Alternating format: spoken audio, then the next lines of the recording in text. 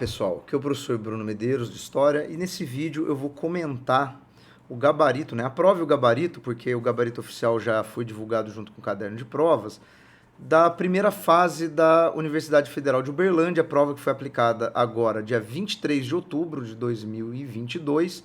Só lembrando que essa prova não é do vestibular 2023, ou seja, essa prova ela teria acontecido em agosto, mas como vários candidatos tiveram problemas nos locais de prova, a UFO resolveu cancelar a aplicação e refazer esse vestibular agora em outubro, ou seja, um adiamento bem longo, né? Isso vai impactar, obviamente, nos calendários aí do vestibular, porque agora a coisa ficou meio atravessada, né? O pessoal está fazendo um vestibular em agosto, junto com os vestibulares realmente que faria agora no final do ano, mas a prova foi aplicada, então vamos comentar ela. Só lembrando, como sempre, né, que para você baixar o caderno de questões e o gabarito oficial, aqui na descrição do vídeo, eu vou deixar o link para você ir direto lá para o site da Federal de Uberlândia, onde você pode baixar essa prova, os cadernos das provas diferentes, os gabaritos correspondentes, tá tudo lá, beleza? Fora isso, pessoal, para não perder outros vídeos desse, de resolução, de conteúdos, de dicas para os vestibulares, se inscreve aqui, ativa as notificações, que assim esse vídeo chega para você quando for ao ar. Pessoal, primeira questão aqui da prova de história, né? As questões de história começavam na número 33 e é um texto, né, sobre a questão do Camões, né? Ou seja, da literatura portuguesa, ali fazendo essa interface entre história e literatura, no contexto da expansão marítima. Então, olha lá o texto. Quando Camões inventou seu título, salientou a importância da harmonia e da concórdia estabelecida entre os habitantes do reino que, em uníssono, deveriam assegurar a unidade do império. Não é de se estranhar, portanto, que o poeta tenha optado pelo título Os Lusíadas, dispensando o singular Vasco da Gama. O louvor épico salienta a necessidade da harmonia do organismo social, independentemente do local ou dos heróis que a conduzem. A poesia cristã canta a coesão do corpo místico e, concomitantemente, o respeito às hierarquias. Bom, então aqui o texto, né, do Kleber Vinícius do Amaral Felipe está dizendo o seguinte: a opção do título, né? Ao falar dos Lusíadas, ao invés de exaltar apenas o feito de Vasco da Gama, né, que é o navegador que chega à Índia, o Camões, de fato, ele está ressaltando a questão do coletivo, né? Aquilo como uma conquista não de um navegador, mas de todo um contexto social, né? Todo um contexto ali da estrutura do Estado português. Então vamos olhar aqui as alternativas, né? Só lembrando que na Federal de Uberlândia são sempre 4 alternativas. Sobre a expansão marítima e comercial europeia dos séculos XV e XVI, é correto afirmar que: alternativa A, foi um esforço realizado pela Igreja Católica com apoio do Estado monárquico no intuito de frear a expansão acelerada do protestantismo e do islamismo nas colônias europeias nas Américas. Bom, vamos pegar aqui que esse item A tem várias coisas incorretas. Primeiro, a expansão marítima não é um processo da igreja, ele é um processo dos estados mercantilistas. Óbvio que a igreja, por ter um interesse na expansão da fé, vai participar. Então isso aqui já é o primeiro erro, já seria suficiente para descartarmos a alternativa, mas vamos continuar. Ele aqui está falando frear a expansão acelerada do protestantismo e do islamismo nas colônias europeias nas Américas. Bom, não haviam colônias europeias na América antes da expansão marítima, isso é uma consequência. Então isso não poderia, né, ser um esforço ali daquele contexto, sem contar que você não tem a expansão do islamismo nas colônias americanas. O protestantismo, de fato, você tem, mas como uma consequência da própria presença europeia, né? As primeiras colonizações na América são, de fato, todas católicas, porém, né, você vai ter depois as investidas dos franceses, por exemplo, a França Antártica, né, que eram huguenotes aqui no Brasil. Você, de fato, vai ter a colonização inglesa em algumas regiões, que aí sim é protestante, mas não era esse o foco inicial, né? Então aqui está bem anacrônico, bem confuso. Vamos à alternativa B. Seu principal objetivo foi a constituição de mercados consumidores nas colônias. Para acelerar a formação desse tipo de mercado, os estados nacionais envolvidos aboliram a servidão e construíram os pilares do sistema assalariado de mão de obra. Também completamente equivocado, né? Em termos econômicos, nas colônias predomina muito mais a visão de retirada de recursos naturais ou da exploração agrícola com vistas ao mercado europeu e não ao mercado local. Então, já no início já estaria errado. E outra, né? A gente tem que lembrar que predominou no contexto da colonização formas diversas de trabalho compulsório, trabalho não livre, né? Escravidão africana no Brasil, em várias regiões dos Estados Unidos, né? A questão do uso da escravidão indígena em vários territórios, então também não faz sentido, né, associar a colonização ao trabalho livre, né? Bem anacrônico. C.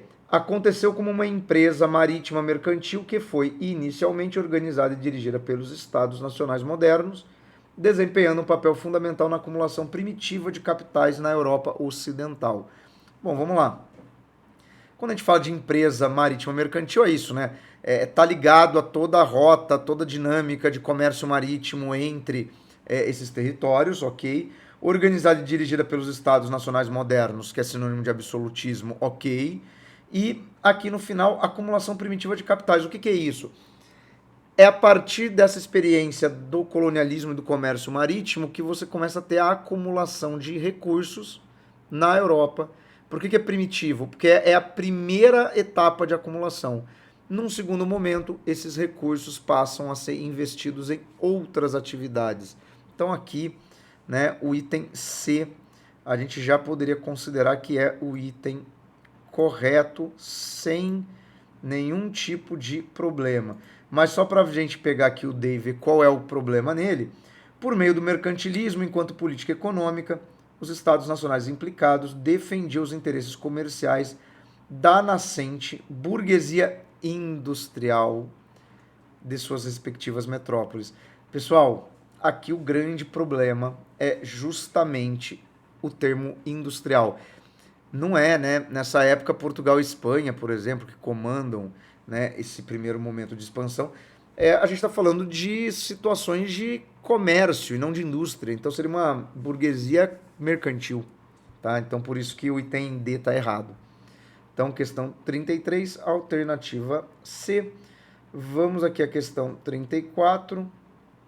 Ó, em 1929, o fascista Benito Mussolini, o secretário de Estado da Santa Sé, cardeal Pietro Gasparri, assinaram um tratado que, entre outras coisas, oficializava o Vaticano como um Estado soberano, neutro e inviolável, regido sob a autoridade papal. Em contrapartida, a Igreja Católica reconheceu Roma como capital da Itália e renunciou aos territórios que possuía na Península Itálica desde a Idade Média.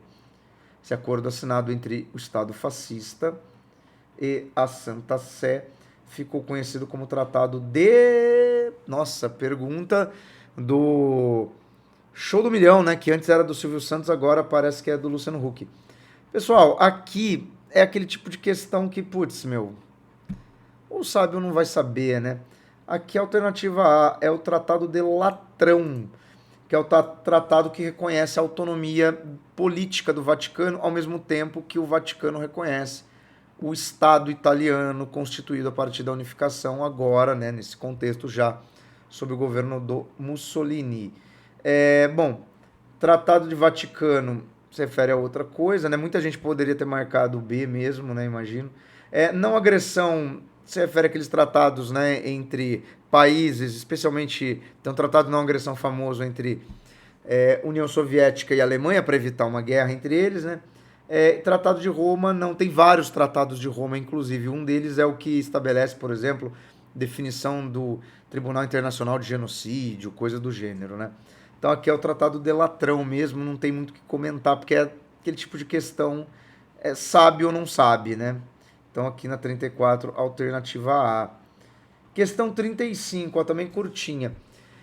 Em meados da década de 1770, após uma série de conflitos sangrentos, as colônias da América do Norte, Estados Unidos, né, conquistaram sua independência da Inglaterra. Esse processo não foi causado, ou seja, que uma alternativa em negação, né, ao afirmado no enunciado, Não é muito usual na maioria dos vestibulares, né, esse tipo de questão, mas na Federal de Uberlândia sempre temos. Qual dessas alternativas não se relaciona, né, à independência dos Estados Unidos? Promulgação das leis intoleráveis como punição pela festa do chá de Boston. Bom, leis intoleráveis são aquelas leis, por exemplo, do chá, do selo, uma série de impostos, uma série de restrições que a monarquia inglesa impõe aos colonos. De fato, é o grande argumento da independência, né, da mobilização dos colonos. B. Assinatura do Tratado de Paris entre Inglaterra e França. Pessoal, o Tratado de Paris é o acordo que sela o fim da Guerra de Independência, tá? Onde a Inglaterra reconhece a independência das 13 colônias, e ele é assinado em Paris porque a França apoiou, né, a independência dos Estados Unidos, especialmente como forma de prejudicar a Inglaterra. Então, também não pode ser. C. Proibição de implantação de fábricas que concorressem com as britânicas. Né? Isso aqui sim é uma das restrições, né, do mercantilismo. E a D, falta de representatividade das colônias no parlamento inglês, também é uma relação. Por quê? Porque a ideia de você não ser representado no parlamento inglês é uma das motivações de petições ao rei, de mobilizações. Num momento inicial, os colonos não queriam a ruptura, eles queriam ampliar, na verdade eles queriam ser tratados como direitos iguais. Então, dessas aqui, a única que não é causa, por quê? Porque ela acontece depois, é a B. Né? Então, ela não poderia ser causa, porque ela ocorre após a Guerra de Independência. Aqui é uma questão de anacronismo, né? Então, alternativa B. E aqui vamos ver a 36. A primeira deportação em massa de judeus organizada pela Alemanha, né, na Alemanha, que servira para sondar o limiar da aceitabilidade da população, ocorreu justamente na região onde moravam meus avós. Em outubro de 1940, mais de 6.500 judeus foram deportados de Baden, do Palatinato e do Sarre para o acampamento francês de Gurs, localizado ao norte dos Pirineus. Para acostumar os cidadãos a tal espetáculo, as forças policiais tiveram cuidado de manter minimamente as aparências, evitando a violência, fretando vagões de passageiro e não trens de carga, que a gente tem essa associação, né, dos judeus transportados em vagões como se fosse gado, né? Mas repara que aqui ele está falando do início, e é muito interessante uma questão ligada a isso, né? Porque ele aqui está falando do testar os limites. Isso aqui tem muito a ver com o avanço de um Estado autoritário, de um Estado totalitário, de como que medidas absurdas começam a ser implementadas sempre de maneira lenta e gradual, sempre com eufemismo, sempre não dando a entender aquilo que pretendem, né? Não, a gente só está deslocando essa população. Olha, é melhor para eles. Olha que legal. Eles vão todos viver juntos numa comunidade judaica. E aí você testa se a população concorda com a ideia de você deslocar uma população. Segundo momento, você vai dar um passo adiante. E vai, e vai, e vai. E quando você vê, estamos aí num mundo onde temos câmara de gás, né, onde temos muros para separar países, né, onde pessoas argumentam que, por exemplo, tudo bem ter um partido nazista, né? Parece sempre uma coisa trivial, superficial, mas a escalada é sempre o problema, né? Olha só, mas os oficiais queriam se certificar e saber o que o povo de fato pensava. Não hesitaram em operar em plena luz do dia, conduzindo procissões de centenas de judeus pelo centro da cidade até a estação, com suas malas pesadas, seus filhos em lágrimas e seus velhos exaustos. Tudo sob o olhar de cidadãos apáticos, incapazes de demonstrar qualquer humanidade. No dia seguinte, os Gauleiter, né, não sei qual é a pronúncia, né, líderes distritais, orgulhosamente informaram Berlim que sua região era a primeira na Alemanha a ser Judenrein, depurada de judeus, livre de judeus, né? orgulhosamente, quer dizer, o Führer deve ter exaltado por ser tão bem compreendido por seu povo. Ele já estava maduro para se deixar levar. Né? Olha só, né? A ideia, né, de que a passividade dos cidadãos é que permitiu isso, né? As pessoas viram, mas acharam que, ok. Isso depois acaba levando também aquele conceito da Hannah Arendt, né, da banalidade do mal. Você vê aquilo, você até pode achar absurdo, mas você acha, mas não é comigo, vamos, né, vamos ver no que vai dar, né? Apesar de negros, ciganos, eslavos e pessoas com deficiências físicas também terem sido alvo do terror do genocida nazista, o Holocausto ficou marcado principalmente pela tentativa de eliminação do povo judeu. Nesse contexto histórico, é correto afirmar que os idealizadores da chamada solução final, ou seja, solução final é o extermínio, né, dos judeus, efetivamente, né? Foram. Caraca, meu. Uma questão que pede para você decorar nomes ou saber, cara. Essa daqui eu tenho certeza que foi um chute total da galera, né? Vamos olhar. Hermann Göring e Reinhard Heydrich. Rudolf Hess e Albert Speer. Adolf Hitler e Joseph Goebbels. Joseph Goebbels e Rudolf Hess. Caraca, mano, sério que eles perguntaram isso? Ó, o Albert Speer, aqui da B, ele é o arquiteto do nazismo. Inclusive, ele aparece muito naquele documentário Arquitetura da Destruição. Muito bom. Adolf Hitler e Joseph Goebbels. Goebbels é o cara da propaganda nazista. Né? O cara da propaganda nazista, do Ministério da Propaganda e tal, né? Mas ele é o cara que dá cara pra coisa, mas não necessariamente é o ideólogo disso, né? Rudolf Hess era bem antissemita. Esse cara faz uns discursos bem translocados. Só que para você marcar o Rudolf Hess, ou você tinha que considerar o Albert Speer como um idealizador disso, ou o Goebbels. Eu aposto que muita gente marcou a alternativa C, né, considerando que a ideia é do Hitler, né, e do Goebbels, que é o propagador da ideia. Porém, contudo, no entanto, né, o gabarito oficial da UFO considerou a alternativa A, né, Heydrich, que era, né, um dos chefes da SS nazista, que era justamente o grupo que administrava os campos de concentração. Aqui deixa eu fazer uma crítica a essa prova.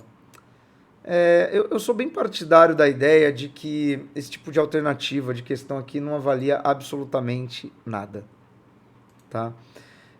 Inclusive fica aqui minha crítica, né, a um texto muito bom, que mesmo numa questão teste poderia desencadear uma reflexão, um pensamento, se reduzir a uma questão boba dessa, que sinceramente eu compreendo completamente alguém que errou.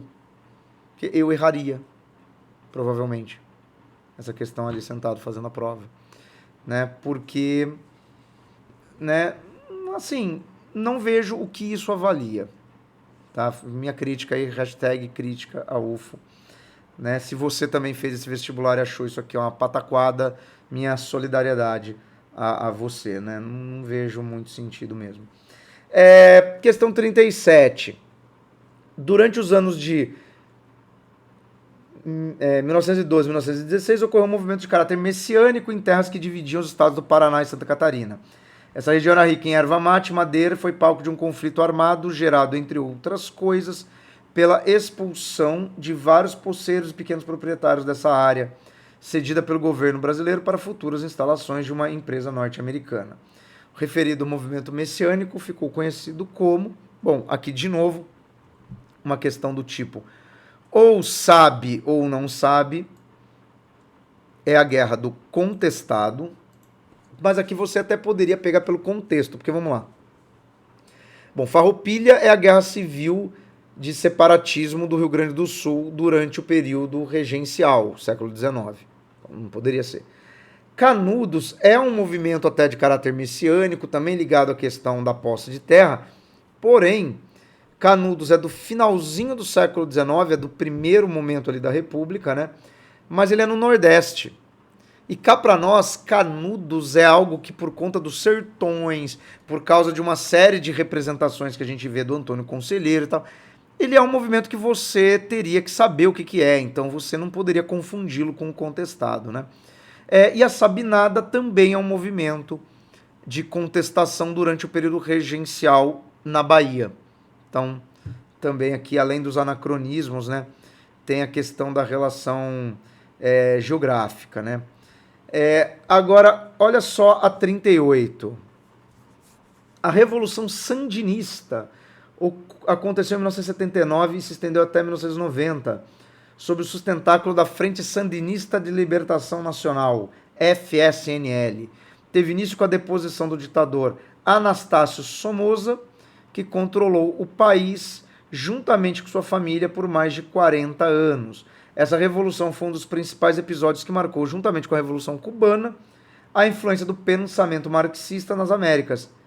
Em qual país aconteceu a Revolução Sandinista?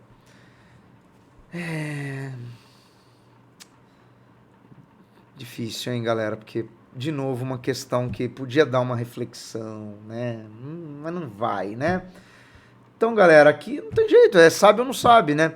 Sandinismo é um movimento da Nicarágua. Então, aqui é a alternativa B. E ainda para tornar mais complicada aqui para você descartar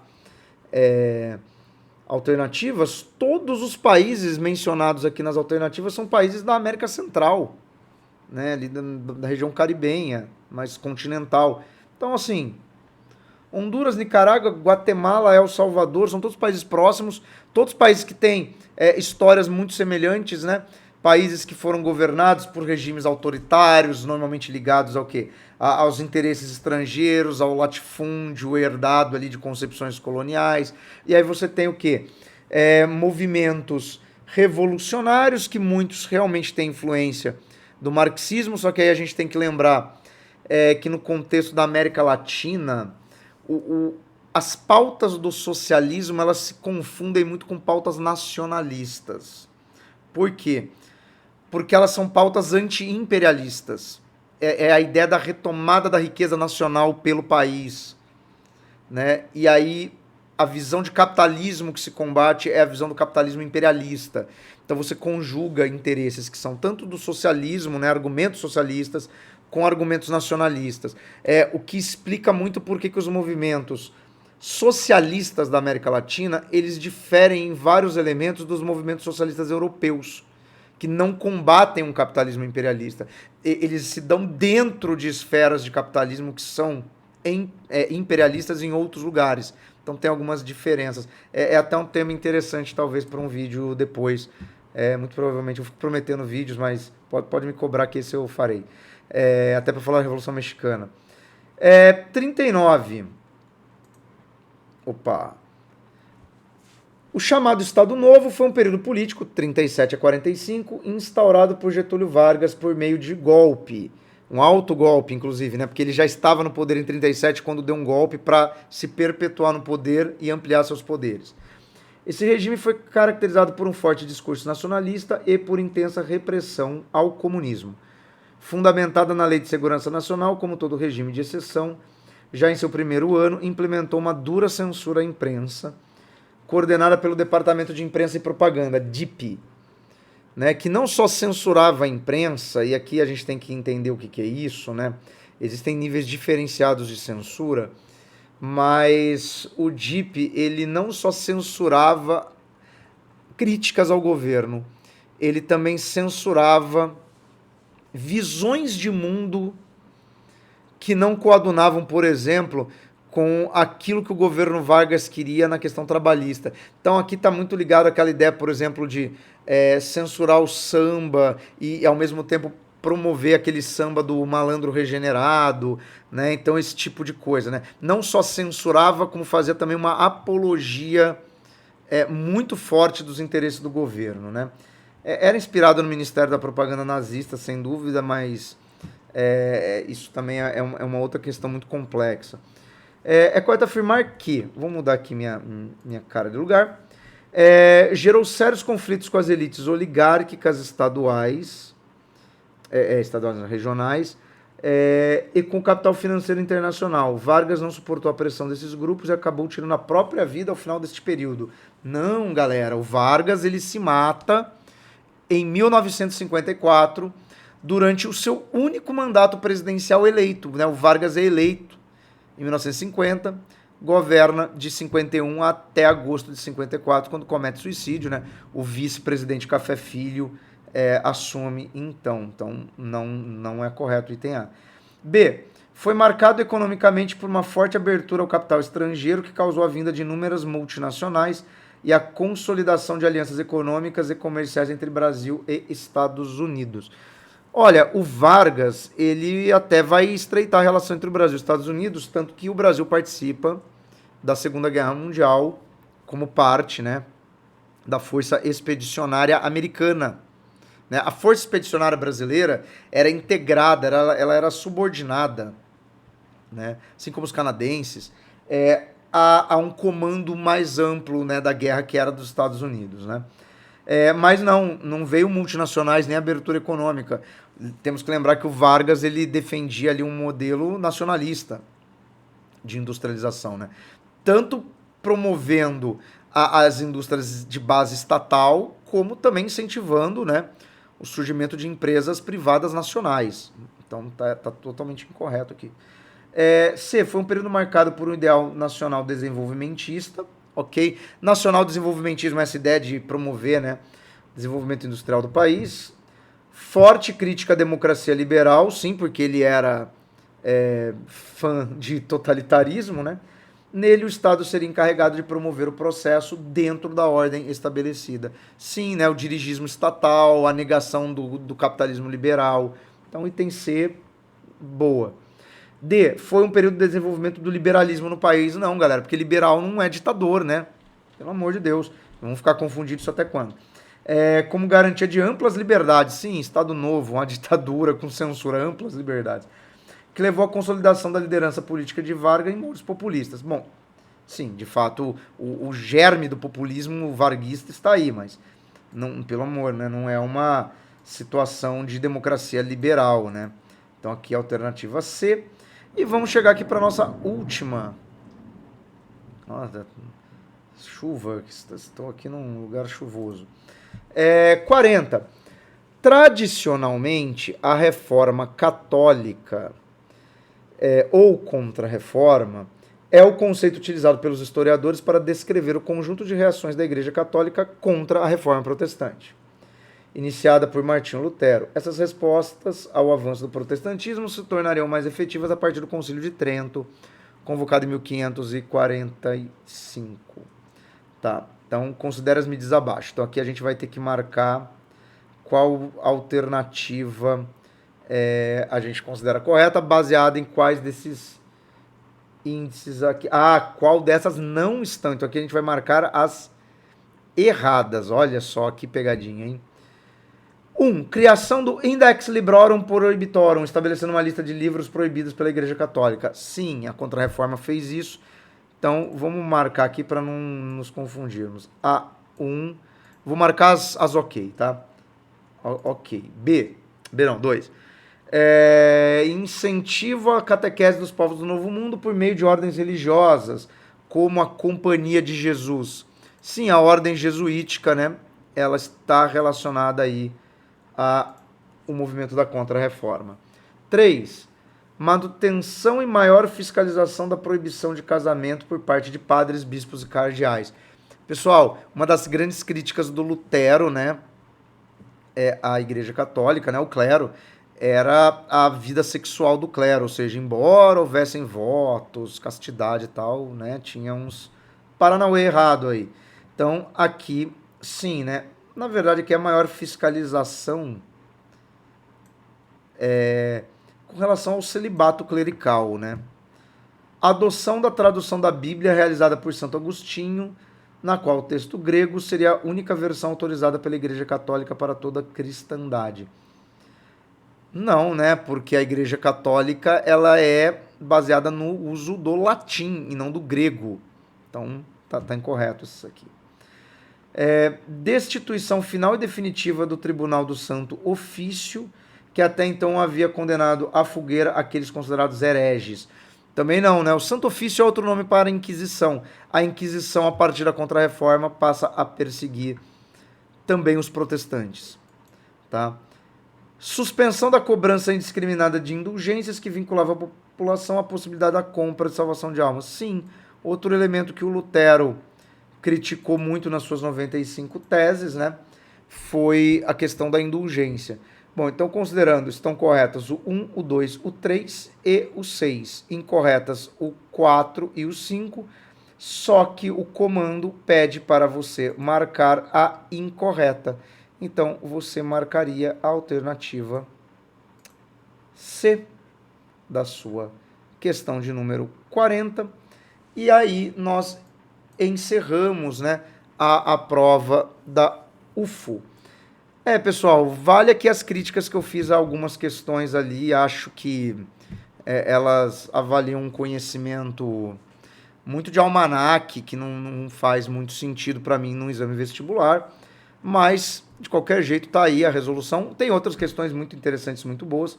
E fora isso, pessoal, eu vou deixar aqui do lado um link para uma playlist com outras resoluções de vestibulares, listas de exercício, e pedir aqui de novo para você deixar o seu like, se inscrever no canal, ativar as notificações e compartilhar com os seus amigos. Belezinha, pessoal? Então, até o próximo vídeo e bons estudos.